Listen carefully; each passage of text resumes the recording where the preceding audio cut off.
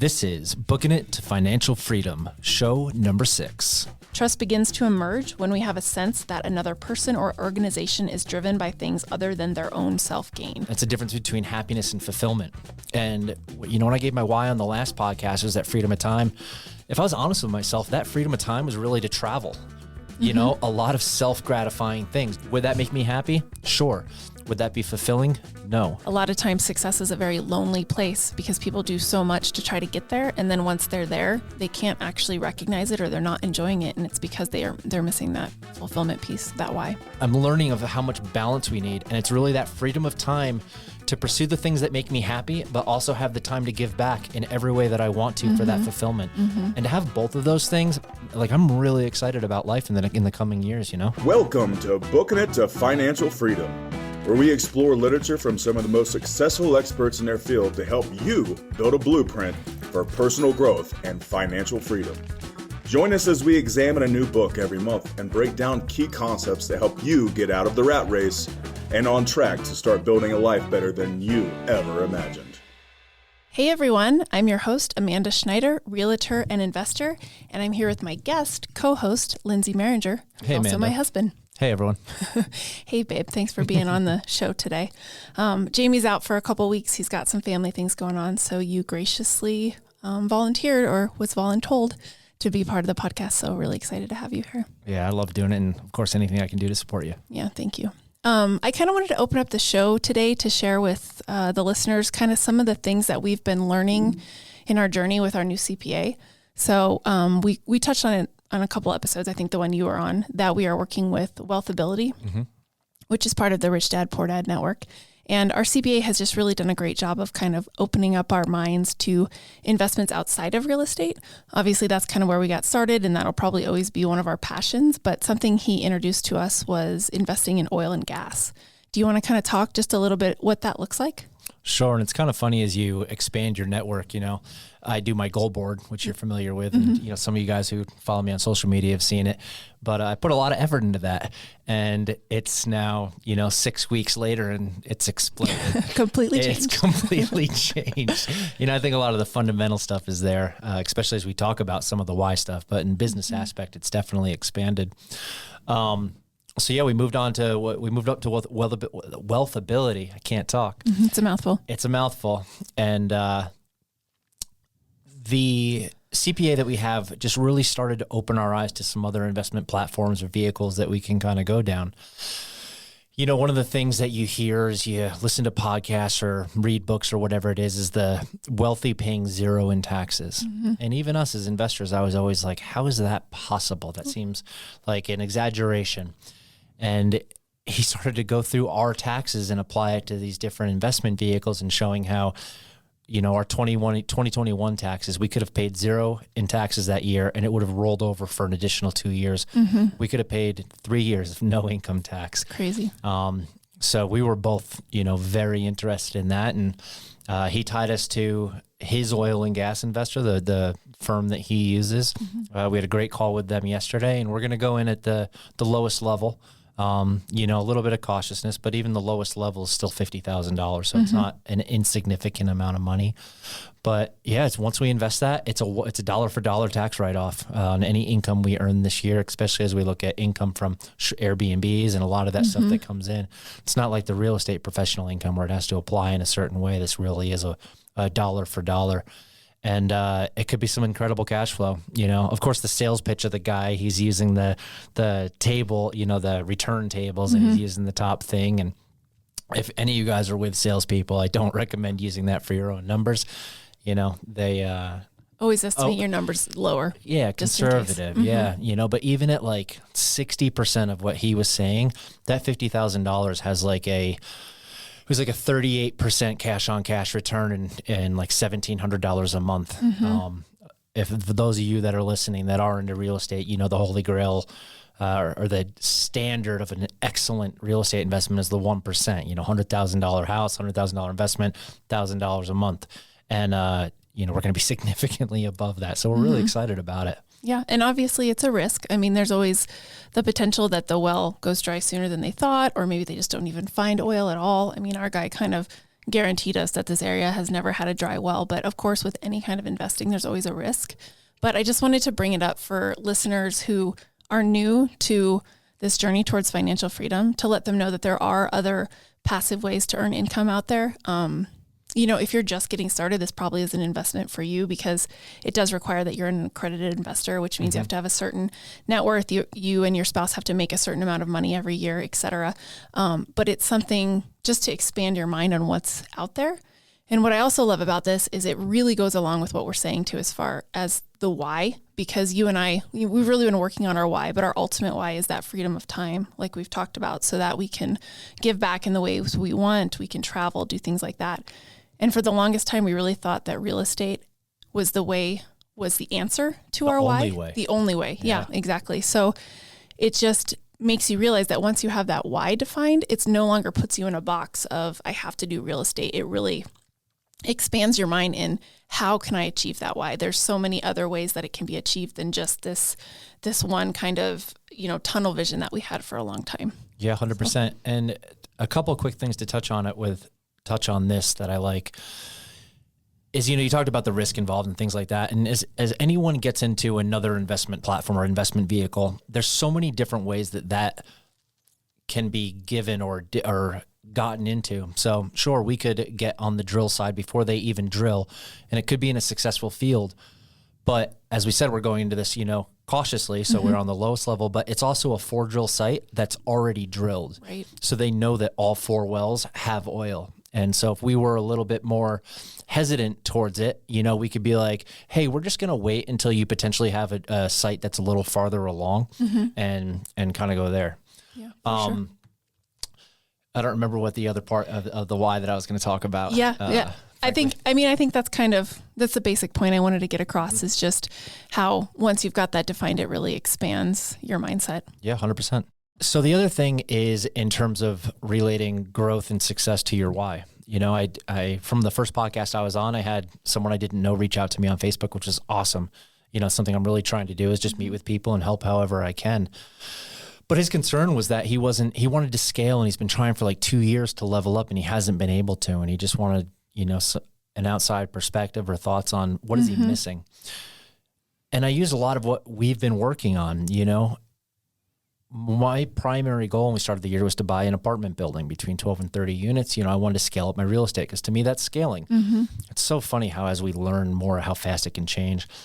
But what I told him is something that we're looking at now from our CPA is we need to reach a certain financial income threshold or income to fulfill our why with that freedom of time. We now know what that number is. So for me, scaling is, how do I fill out that number? Instead of just looking at a number of doors or something like that, I look at what investment platform can I do that gives me a 20% return. We have a certain amount. We're not going to just throw all the numbers out there, but we have a certain amount that we need to invest each year at a given rate. And that's going to have us be completely functionally retired in 5 years, which is frankly really exciting. It's amazing. But that's what I was, explaining to him, is like, maybe what you need to do is not completely try to double your units. Like, start to get creative in how you're investing, figure out your why. What is this life that you're trying to build? And then how do these submodalities tie into that? And not only is it more exciting, but it becomes a lot easier to kind of guide you. Yeah, because the houses, the number of doors that he's chasing is the what, it's not the why. And 100%. So it's really shifting that mindset. Yeah. So, yeah, I love that point. Love you. Thank you. So something we're going to do on this episode is we actually have 2 amazing guests that are coming on for the next 2 podcasts to really talk about their businesses and their whys.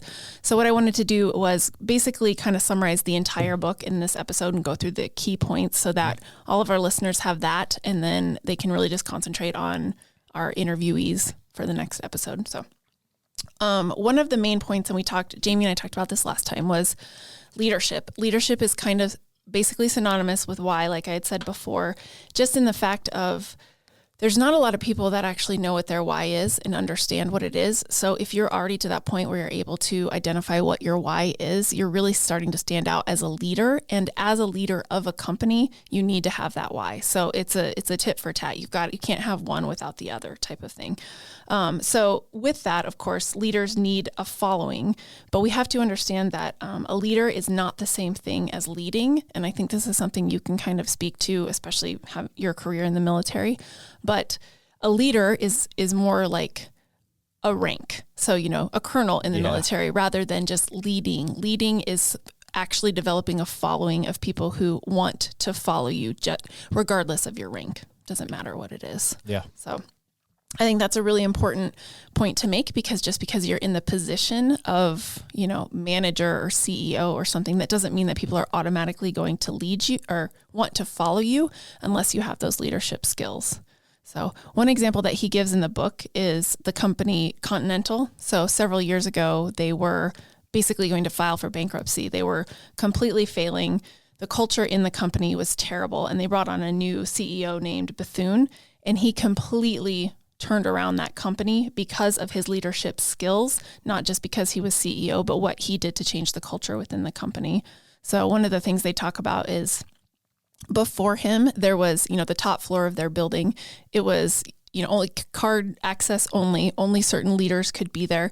They had armed security guards basically giving this, this message to their employees, like, don't bother us. We don't want to even interact with you. And so when he came onto the company, he did away with all of that and started to actually incentivize his employees. So one thing he did was he would actually give, if they were within the top 5 of on-time percentages each month, he would give every single employee a $65 bonus. And that was actually saving the company money because he was incentivizing his employees to have on-time departures rather than having to make up, buy hotel stays, change people's flights, et cetera. So I don't know, do you have some examples maybe from, your time in Special Forces that kind of point to that leadership? Yeah. And, I think you can tie it to a couple different things. And an underlying aspect of power hungriness, there's not so much in the context of leadership, but you have, what was the jail experiment? Was it the Stanford? Yeah, I think that's what it's with the called. prisoners and it's just such a case of you give someone power and they abuse it. For those of you that don't know, I spent a long time in Special Forces and we have some of the most incredible people that are in that unit, and you're there for a reason. But even down our hallway, I would see other detachments that had just not good leadership, without even trying to find a creative word for it. Sure. A team sergeant that was, it's my way, I know a lot of guys who've been at group for a long time that are getting out. Some guys getting out 15, 16 years, not even going to retirement, just because command climates are not in a great spot, frankly, at least within circles that I talk to. A lot of careerism and stuff, 2-1, which is a detachment that I was on, we were really amazing for a long time. Lance was my team leader and Joe was my team sergeant. I mean, we would run through burning buildings for those guys. We would literally, to this day, anyone that was on that detachment would do anything for those guys, because every single meeting that we had, ultimately we had to listen to what they say. Even in Special Forces, we're still in the Army, right? And he's at E8 and Lance is a captain, or he's a major now, but there was never a single instance where it was like, hey, this is what you're doing. It was always, hey, guys, what do you think? Let them take it. They would take in the information, digest it, give what they thought was the best plan, and then even still take solid feedback, and something that was that needed to be adjusted. And it was such humbleness and the camaraderie that gave us and what we were able to accomplish as a team in combat, and let alone in non-combat theaters, and the difference that we were able to make was renowned throughout group. Anyone who's listening that knows 2-1 knows the reputation that we had for a long time. I've been out for 2 years, so I don't completely know, and they're changing to a different type of company, but it is the perfect example of really where you have a humbleness to you, and it's about leading and not power in any shape or form. And we moved worlds, for them. I think that's also a great example, because having someone who I was in just the regular Army and you're in this elite force. And I always kind of envied what your day looked like in the military and just the camaraderie that you had with your people, because it's so different than the regular Army. So for you to hear that even within Special Forces, there was some, I don't want to say dissent, but there was some bad leadership and some lack of really understanding the why, the overall why, just kind of makes one of the points in the book where they say the more successful a business gets, the more open they are to losing that why, because now you've got more people, you've probably got more missions, more operations that you're running, et cetera. So you can't always focus on that why unless everyone within the organization is bought in on the why. So if you bring in leaders that don't understand the why, or maybe don't develop their own why within the team, like you're talking about, how do you lead effectively? So it's important that, using Special Forces as an example, from the top down, everyone understands the mission and the why and why they're all there and don't have those power trips, basically. Yeah, I mean, you even think like some of the teams that we saw completely fall apart, guys get relieved or guys just flat out, asked to be removed from their ODA. A lot of times it was guys chasing gunfights. And that's not a why, that's a what. Exactly. That's something that we never did. We wanted to, unfortunately we weren't able to, but our goal was to get everyone home, but to make a difference in the area that we were in. We went back to Nangarhar on the second time and we were just south of the valley that from the first trip where Adam was actually killed. And looking back up that valley and seeing how all the people had moved back in and the farms were back and everything. And it was like, that was such an amazing feeling, and that was a goal that we had is to give people this safety where they felt that they could live and prosper and everything. And it wasn't just, going to shoot at people. Right. Because you shoot at people, they shoot back, frankly. Absolutely. So yeah, it's just a subtle difference can make such an impact. Well, and, just hearing that story makes me think that is kind of that's a lack of leadership at the high level of Special Forces. If you've got maybe your company commanders and people like that just want to get in a gunfight, then obviously they haven't bought into the true why or really understanding what the mission is. So there's some disconnect there. For sure. I mean, before, we can move on from Special Forces, sure. But De oppresse liber, free the oppressed, it's literally our motto, right? Should be a why as to what you're doing, you know? Yeah. So yeah. And so much of that is building trust. That's how you get a true following. That's how you really show yourself as a leader, is being able to develop that trust with your troops or within your organization. And that's a skill that a lot of people don't have, unfortunately. It's a skill that the author talks about is really important, is building that trust. One of the quotes he has is, "Trust begins to emerge when we have a sense that another person or organization is driven by things other than their own self-gain." So again, and I keep using your example just because it's a good one. If you've got people that just want to firefight, then that's for their own self-gain and their own adrenaline rush, not to take care of their troops. So, well, one thing, when you bring it up like that, I've talked about in the last podcast, you and I talk about it, how your why is ever evolving, and something I work really hard on every day. I think a little bit about, what is my why? And actually, as you were researching this book, prior to me reading it again, and Tony Robbins talks about it too. It's a difference between happiness and fulfillment. And, when I gave my why on the last podcast, is that freedom of time. If I was honest with myself, that freedom of time was really to travel. A lot of self-gratifying things. Do I love meeting and having coffee with people? Sure. But if I was honest with myself and reflected on when I was designing my why, what was I thinking? 100% selfishness. Sure. Would that make me happy? Sure. Would that be fulfilling? No. And part of the reason that I left Easy B&B was, again, Tony Robbins. He has this line, "Success without fulfillment is the ultimate failure." And man, did I take that personally. Yeah, I know you did. Yeah. I literally was, "Hey, babe, can I not have a job for a little bit?" But, as we were talking about my why, I was like, you know what? That freedom of time is still really it.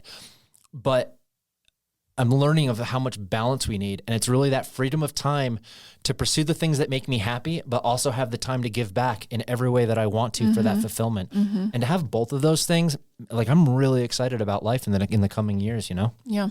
That's such a great point, because it's really easy, especially as entrepreneurs and investors, to completely lose that why and just become really selfish. And then you're 5 years into your investing and you're feeling unfulfilled, like you just said. And he actually talks about this in the book too, is that a lot of times success is a very lonely place because people do so much to try to get there. And then once they're there, they can't actually recognize it or they're not enjoying it. And it's because they're missing that fulfillment piece, that why. Yeah. Start to lose your health as well is one of the biggest things, Yeah. Richest man in the graveyard. Yeah. Does nothing for you. Absolutely. Cool. So another point that Simon brings up in the book is he calls it how a tipping point tips. And basically the whole point in this is there's a point in an organization when you've basically gotten everyone to kind of buy in. And that's actually when this tipping point starts to tip. So you start to have people really understand what the why of the organization is. This is how you start to build success. And he says one of the key points is making sure that you're not hiring for skills when you're hiring people for your organization, that you hire for attitude. You can always teach skills, which I thought was just an amazing point, because I think a lot of times when we're trying to hire and achieve this tipping point where everyone in the organization is really buying in and we're building that success, is for example, when we had that cleaning company, obviously we're hiring people that know how to clean. Like that was our sole focus, is let's hire people who have cleaning experience. But a lot of that came to kind of bite us in the end, because those aren't the people that really bought into the why of the customer service that we wanted to provide. Cleaning is a skill that can easily be taught, but the attitude and the motivation and the drive to provide that great customer service is not something that can be taught. So I thought that was a really interesting point too. Yeah. And something I think people should be cautious of in any book that's putting stuff out there with guidance and stuff is balance again, like just the term balance, because I somewhat disagree with them in terms of just hiring based on their attitude, and that you can train someone on the skill, but I just think it's an important clarification, especially because some of the people that could be listening to this are business owners looking to expand and looking to hire, and not every skill can be taught. It's going to be very industry specific, but if you're at like a 70-30, 80-20, 70-30, 70-80% of attitude and 20-30 natural skill to it, or a little bit of historic skill to it, a little bit just more balance there as people go forward, but 100%, not only in the positivity that they can bring to your business, but it's got to be people that you want to work with. True. As we don't even tie it just to a business, as I've heard you talk about multiple times on the podcast, is your network and the people that you surround yourself with, and getting rid of negativity and in every aspect of your life, whether it's an employee, a coworker, a business partner, you can bring that positivity in and really succeed. Yeah, absolutely. And just be happier, Yeah. And it all starts with the leadership, like we had just talked about. It does. Yeah. But the only way that you can truly gain that success is finding that tipping point. You've got to kind of get everyone on board to buy in. So one more thing just on that, because I think you just made me think of it. To bring in the team life one more time, as teams would fall apart, or even as guys would go to SWIC or whatever it may be, and you end up getting new guys, they rotate through. I spent 10 years, or just under 10 years, more than Justin, if you're listening to this. So I saw a lot of guys come and go on the team. And when new guys would come in that came from a toxic team, and they would be like 2 weeks in, and they'd be like, what is happening here?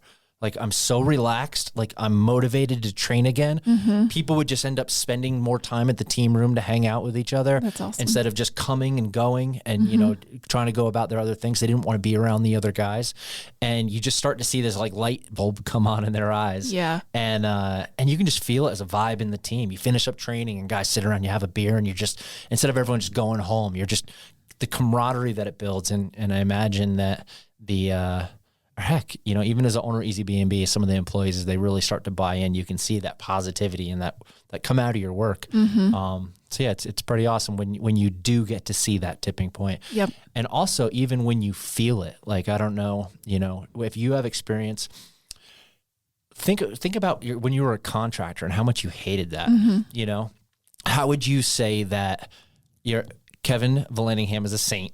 I'm just throwing that out there. But in terms of middle management, it's like, how would you say that you felt the leadership was there, and how did that tie to your happiness at that company? Yeah, absolutely. I would say that besides Kevin, who is an amazing person, it felt like people didn't even know I was there. I mean, I worked in a cubicle and we were basically required to be there, 8 hours a day. And people would walk by every once in a while to make sure there was still a body in there. But other than that, people didn't care that I was there or not, and there was no real incentive for work performance, things like that. So honestly, part of what kept me there was probably Kevin, because he is such an amazing person. And so just his personality and wanting to please him and just kind of getting on board with his why maybe kept me there longer than I normally would have been. Yeah. So. I'd actually be, next time we hang out with them, I'd actually be interested to hear what his why is. Mm-hmm. Yeah, for sure. Something I thought was interesting from the book is he gives examples of like non-tipping points. So basically businesses that did not reach that tipping point. And two of them I think are ones that everyone will recognize and kind of have an aha, because I know I did. So one was TiVo, which, I mean, we've never owned a TiVo and I know what it is. I think it's when you could basically record TV shows. I don't know if people I think it still exists, but I don't know anyone that has one. And so basically, they had this great technology. And so they had an amazing what, but they never came up with a true why of why consumers should buy it. And it's something that never lasts, and technology basically just surpassed that. There's no need for it anymore with Netflix, Hulu, all that kind of stuff. We can watch them on demand. Yeah. And it's the same thing in the book with the Razr phone. And they're talking about like the CEO of the year, this and that. And everyone on the red carpet showing off their Razr phone. And within 6 months, all the other phones had the same exact technology, if not better. Their cameras surpassed everything. And the Razr, I mean, no one owns a Razr anymore. No, I didn't even know what it was when you and I were talking about it in the car. So there you go. Along that line, though, he talks about identifying laggards. And of course, most of his examples have to do with businesses, but I think we can kind of use this one for personal examples too. But if you look in the book, he has a chart that's kind of almost like a bell curve. And on the left-hand side, he's got innovators and early adapters listed. And so these are basically the people, when we're talking about a business, that when a new technology gets introduced, these are the people that go and buy it right away. Like they're usually bought in right away. They want to test it out, see what it's like, et cetera. And then on the right-hand side, you've got the people that are the laggards, and they're usually like 16% of your market. And these are people who only have cell phones because there's no rotary phones anymore. They don't have a choice. So they're not people who really care about buying into what you're selling in the beginning. They're only buying it because they're forced to. And I liked this because I think it goes back to a lot of what we talked about when you were a guest on the podcast, of how we can kind of treat the people in our life as well. So we've got people who, we tell them the new investments we're making or the new things we're doing, and they're immediate, like your Aunt Penny, great example. Yeah. They are immediately excited for us and wish us well and want to know everything about it. And they call us in a couple weeks to check up on it. And then we've got the people in our lives where we tell them and they're barely listening and we can't even get the words out of our mouth and they've already changed the subject, So it's understanding that the laggards are not the people that we want to market to. If you're a business, they're, they will eventually buy it because they have to, but we don't care about really having them buy in on our why. And that's the same with the people in our life. Like, surround yourself with those people that truly buy in on your why and encourage it, and just kind of forget about the rest because they'll fall in line or they won't. Yeah. And I think it can be even expanded further. We'll keep it in my family. My brother listened to the podcast, and I don't know if you guys listen to, you remember the story of the ATV, and I'm sitting on the couch. I just had hip surgery, and I get a ding, and I've got $2,500 in Venmo in my phone, and I'm like, what the heck, And so then he texts me. He's like, "Hey, I'm sorry I never paid you back for that. Here's the first payment." I was like, so we went on a battle of sending it back and forth to each other, and finally I won. But in terms of a fulfilling aspect, well, one, it was hard for me because I'd realized that, we've been growing successfully for 7 years now. And at no point have I tried to been like, hey, like Amos is his brother's name. Oh yeah. Amos. And, maybe you should look at some of this stuff. This is stuff that we're doing that's super successful, and, start to look at, and I felt really bad about that. But what's cool is, Aunt Penny, she's like super excited and then goes away, but she's never going to act on anything that we're doing or come along into the group and be like excited about investing. She was successful and she's past that time where she wants to. But the next day, Amos messaged me. He's like, hey, I found a house. I'm like, Jesus, full marriage for full send and everything. Yeah. So he's like, yeah, it's completely dilapidated. It has a squatter in it. And, but I think I could get it. And kudos to him, man. He tracked down the estate, then went through multiple people in the estate to get to who like the current executor was. It turns out they had given it to the bank already after the old owner had died. But the light bulb has gone off in that man's head for sure. And, it's going to be exciting to see some of the turns that he takes. Yeah. As you guys listen to this, you're going to see a lot of back and forth between the books as kind of you reflect on lessons that you learn in one, how it applies to the other. But he called me and he's like, man, I feel like I've really screwed up. Like, I have so many liabilities. That's all I buy is liabilities. And like nothing to show for assets. I mean, he has his house, obviously, Sure. and he has a successful business, but like he's still young enough where we're going to get to see as we grow and as we learn stuff. I can't wait to be able to share it with him. The oil and gas, we're going to use us as proof of concept, but then be able to share that with him. Exactly. Have the tax leverage against his construction company, even more, and get to see him grow. And he texts me and calls me like every day now is something that he's excited about learning. Or, I mean, he's already finished with this book. He couldn't even wait to go along with the podcast. So yeah. Shout out to Amos. Yeah, shout out to Amos. But yeah, we're super excited. I love that. Okay. So kind of along those same lines is something that Simon talks about in the book is if you're someone who's struggling to find your why, if you're more a how type person, maybe you're a hands-on type person, somebody expresses something they want to do and you're the one who knows how to make that happen, is finding someone that knows how to identify that why. So finding that a lot of times it's a family member. Maybe I think you and I are a good example of this. It could be a childhood friend, et cetera. It's typically someone you've known for a long time, but they're kind of your, yin to your yang type of thing. Yeah. And even though you are very mechanically inclined and you know how to fix everything, I would say that you're more the wire in our relationship and I'm more the hower. Yeah. Where you come and you're like, this is why we should do this. This is what I want to do. And I'm like, okay, this is how we can make that happen. Yeah. So finding somebody in your life that can help you kind of offset if you're lean one way or the other. Yeah, 100%. As we look at in the book, they use the Microsoft and the Apple, Wozniak and Jobs and Gates. And I don't remember who Gates' better half was. Paul Allen. Yeah. Mm-hmm.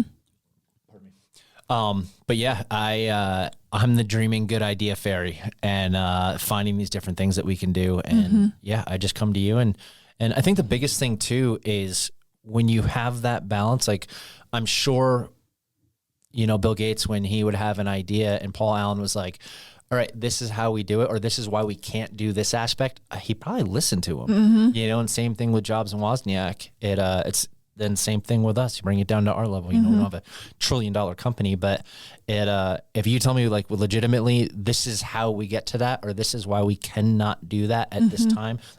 I don't think there's ever a time that you tell me that we just flat out can't. It's usually a time constraint or application of priorities. But I 100% trust. I was just like, okay, I have these new parameters.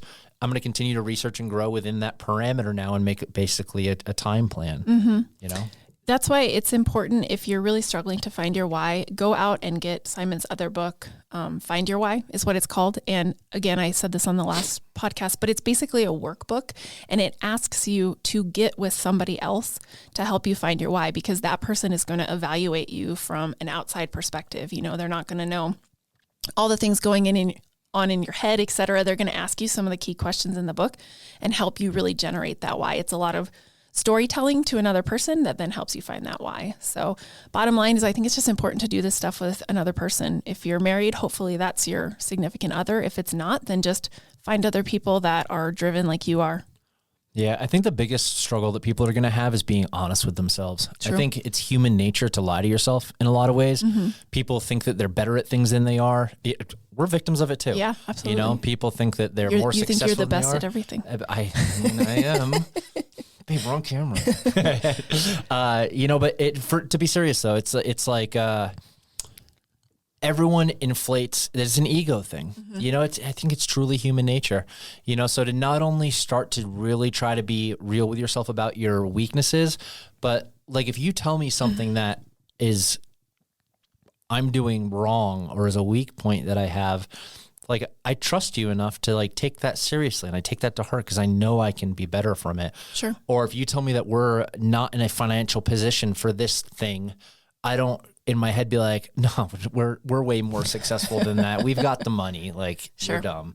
You know, it's like, obviously you know what you're talking about. And I follow that guidance, and the ease, not only does it take a lot of stress off me because to know that I'm dealing with real world parameters, but it makes us just more successful. Right. Some of that's being a little bit humble though, too, as you were saying, you know, if I come to you and tell you like, no, that's not going to work, or you're thinking about it wrong, like you have to be kind of humble enough to know that we've been doing this together and that we both understand how things work, and you have to trust me, et cetera. Where when you're first getting started, a lot of times, especially if you are new to it and you have a lack of self-confidence, you can immediately take that negative and get defensive. So it's really just humbling yourself to take some of that feedback as well. Sure. And it's this, you know, come full circle to the beginning of the podcast, tied to leadership.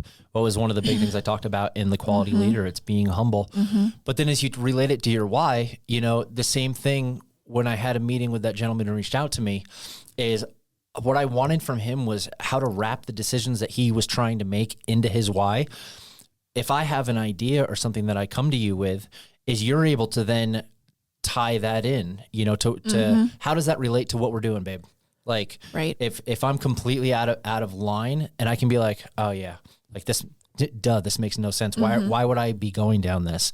You know, and so that we're able to have that conversation. Yep. And frankly, it's easier to have that conversation with someone than yourself, you know, because again, you're going to lie to yourself and you're going to try to find every positive, every outcome that can be, and you can lose a bunch of time and ultimately fail. And so really having that sounding board and trusting in it is big.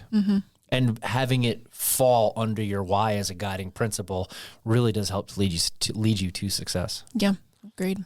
Okay, the last point I want to touch on before we kind of end this podcast is Simon Sinek says that the biggest challenge is actually getting too successful or growing to the point where you are successful. And the reason for that is that's when your why starts to become fuzzy. So he gave an example of Walmart, which I mean, I think they've been operating for like 50 or 60 years. But when they first started, they were providing a service to their communities that no other company was providing. And everyone loved having a Walmart in their community.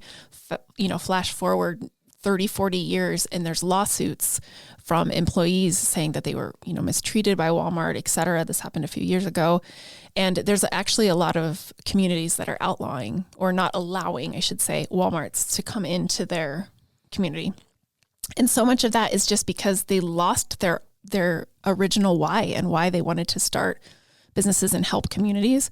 So he just stresses that it's really important that if, for example, the founder of a company is no longer around, that the company hire CEOs and people in positions of leadership that really truly understand the why and buy into it. Because if you start to hire people that are just, you know, focused on the numbers, et cetera, and they lose sight of that why, that's when your success has grown probably too much that it can no longer be sustained because you've forgotten that why. So just something to keep in mind. I know, you know, we're not there, and probably most of the listeners aren't there to where we've got this huge company that we have to worry about that yet, but it's important to keep in mind as a company or as investments grow and you bring on new people. Yeah. It's like, it's hard to think that being too successful would be a problem, right? You know, but there's a gentleman that I work with that I know that is very successful. He is very wealthy, manages a lot of money. And it's been interesting to hear him. He's actually the one who originally referenced Start With Why for me. He's actually going to be on the podcast. A guest. We're super excited. Yeah. But hearing him just reflect on his life and repriority and why and how it relates at his level, which is just so much higher than ours, and how it relates to success and priorities and fulfillment is fascinating. And him dialing back and really just, if it doesn't support his why, he's not for it. Yeah. And, you know, he'll get into his why when he's on the podcast, but it's such a privileged one, just having him in our life, but just seeing that reflection point in a conversation of someone who is at that success level, then, but it's it's at every level, it's at his level, it's at our levels, we dial down. And, I just hope at the lowest levels, people start to find it. I think to your point too, Chris, who you're talking about, whenever I hear you guys chatting, he is so calm, which I just find amazing, because this man runs a large business, has a lot going on, and he's always just like, you would think he was on a beach somewhere in flip-flops, like drinking a margarita every time you talk to him. And so I truly think that a lot of that has to do with, he knows what his why is, and that's what keeps him going all the time and keeps him focused. And he I don't know, it helps to relieve the stress. Yeah. Yeah. I've been, ever since, leaving the management company and just really trying to refine myself within my why and going forward is, even how much calmer I've been. It's one of my sessions with Chris, I was talking about where I don't think I've been legitimately angry at once this year, not since January 1st, which I know it's February 10th. And so it doesn't seem like a long time, but I used to get mad. Well, and you might want to define that, because he would get upset, like in small things would set you off, like sitting in traffic, and you would just like lose it. Yeah. Never anything where like I really even noticed. It was just your internal, like your blood pressure shoots up right away and you instantly get frustrated. Yeah. Well, you think about being around, where you would notice is like when I'm angry, it's a very visceral experience. Like it fills a room it's uncomfortable. Right. I've been told that. I don't feel it because I'm the one that's angry, but I've been told that multiple times, and where, even you'd be like, what is going on right now? It's not necessarily in your actions, but it's like how your face looks, the energy. There you go. 100%, but you think all this full circle, you think about a leader that could have not be within balance of his why, and then not be giving a good energetic environment, not to get woo-woo, but sure. And how that could affect employees, team, whatever it may be. And just the positivity that can come from doing that reflective work, finding your why, becoming at peace with it. And you start to see just some positivity surround you. Yeah, absolutely. Yeah. Great. Well, again, before we sign off, I always like to leave our listeners with some actionable steps that they can do. So here is some ways, if you don't go out and buy the book, Find Your Why, which I recommend, again, that you can start to think about your personal why. And the first one is identifying your values. So actually sitting down and making a list of what are the things that are most important to you, what drives you, and what do you stand for? And that might seem kind of obvious, but some of us don't take the time to actually consider what is most important to us, and then how those financial goals align with your values. So identify your values. Number 2, determine your purpose. Think about your passions and consider the things that you're naturally drawn to. So one reason I knew that real estate was a good fit for me is because when I was a contractor, when I was sitting at work with nothing to do, I was working on my real estate license. I was looking at Zillow. I was, looking at possible investments. It was the things that I wanted to do in my free time. So I couldn't wait to be done with my, 9 to 5 that day. When it's, 5:15, I'm working on real estate. So that's how you identify those things that really help you find your purpose.